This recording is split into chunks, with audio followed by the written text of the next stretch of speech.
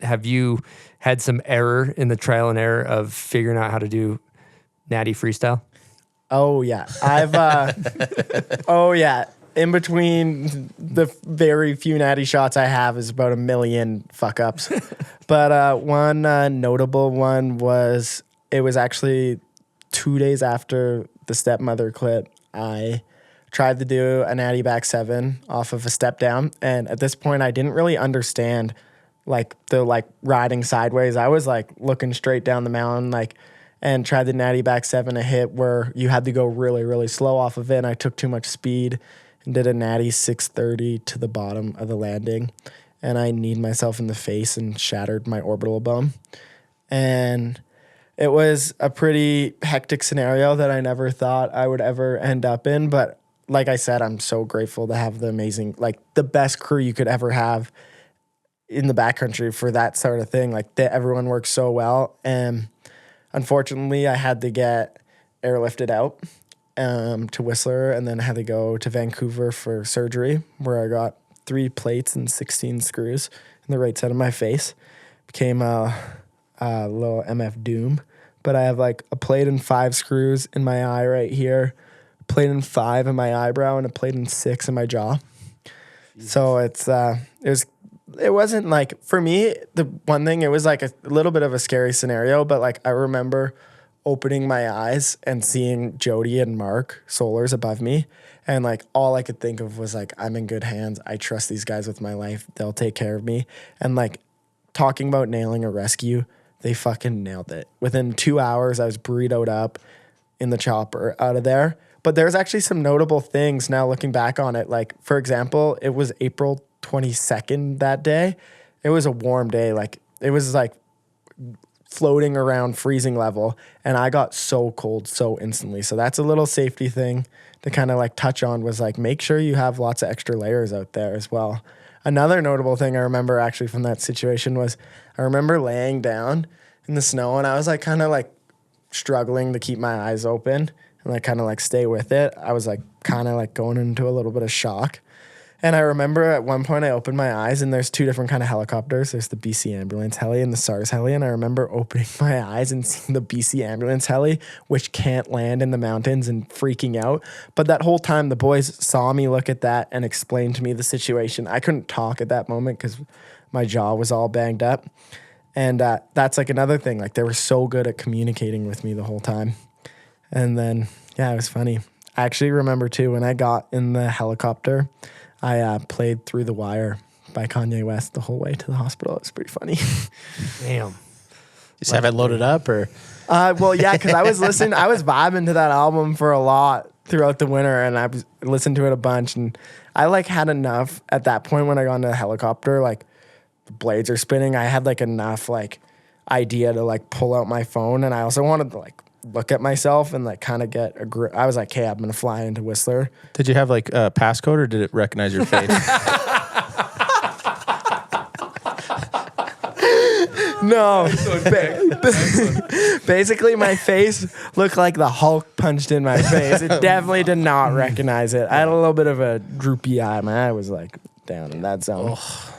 But it was like another learning lesson. Like, from that moment, like everything happens for a reason. Like, I learned the hard way that day to like, because I think I was running a little bit off of adrenaline too as well, because we had hit stepmother 2 days before.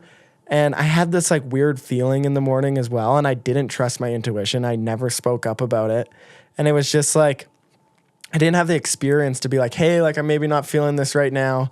And like the experience to understand that like, hey, maybe this isn't a feature. So like, even though that was such a shitty situation to go through, I like look back on it, I'm like, wow, I actually learned so much from the situation. So like in a weird way, I'm like, sucks it had to happen, but I learned the hard way, and I'm going to do everything I can to not make that mistake happen again. Yeah. A couple contributing factors, right? You land probably one of your best shots of your life 2 days before.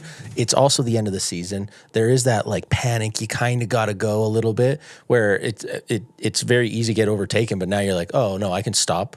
I can think, I can reassess the situation and not ride with my heart, but with my brain a little bit more.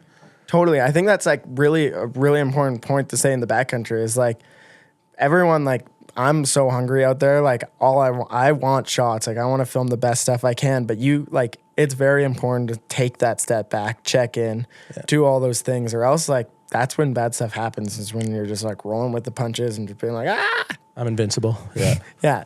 It's nice to have a good beat down every now and then. A little reset. Yeah. So going back to one thing you breezed over that they hammer on these avalanche courses is like extra layers. And you talked about how it was almost above freezing and you were still cold. So when they burritoed you up, they put you in the bivvy and then you have jackets on top of you and everything and you still got cold? I don't really remember how they bivvied me, but I remember that we had, because there was a bunch of people in that zone and they had all saw what happened. And it was very obvious that I was fucked up. Yep. So there was a bunch of people that came to help out. JF Pelshat was actually there. Legend. But yeah, I just remember them like jamming puffies and everything in me. And like, I was about as layered up as you could ever be. And I was fucking freezing. I was like shivering and it was like warm. The boys were in like long sleeve shirts and I was like covered in puffies and bivvies and we're so dialed as a crew. Everyone has the most amount of safety gear we can bring. And I was still cold. And that actually changed my mindset a lot on filming on like those really cold days.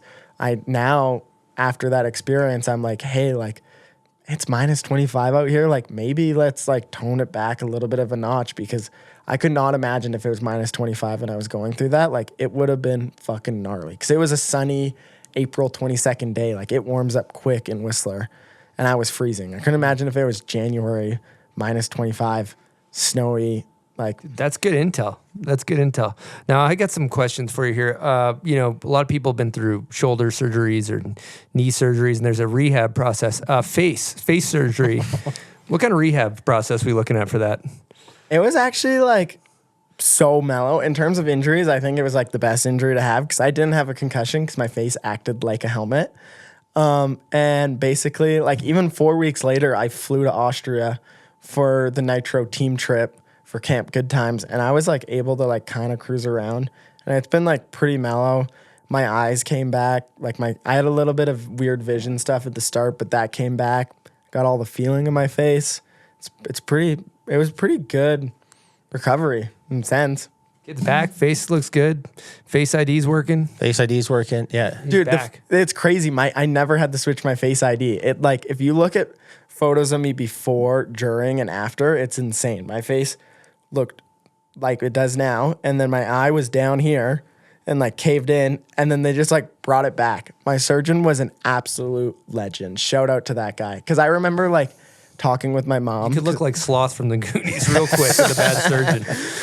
Oh yeah, my mom was like worried. I remember talking with my mom before getting the surgery because I was lucky enough my parents were in Vancouver at the time, and like I was worried. My mom was like, just so you know, like I don't know how you're gonna look after this. It was like a big question, but like you can't even see my incision marks. Like he did such a good job. He like matched it up with creases in my eyes. Like dude was a technician. He was surgical. He was literally surgical.